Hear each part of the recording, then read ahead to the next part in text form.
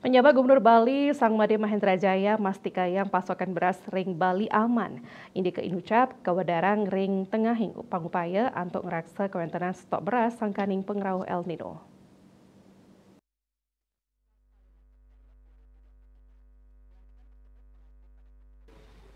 Penjabat Gubernur Mausang El Nino sanes sampun ketarke oleh Badan Meteorologi, Klimatologi, dan Geofisika BMKG sane kejejahang side mausana kawon ring ketahanan pangan inggih punika beras.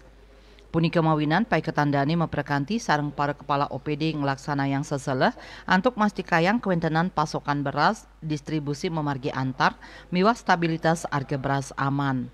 Asa punika taler Kepala Bulog Kanwil Bali Sony Supriyadi Ngwedarang yening ring Bali wenten papitu gudang bulog.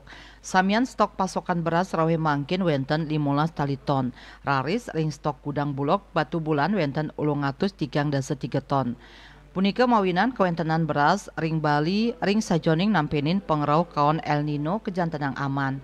Kawawin harga beras stabilisasi pasokan dan harga pasar.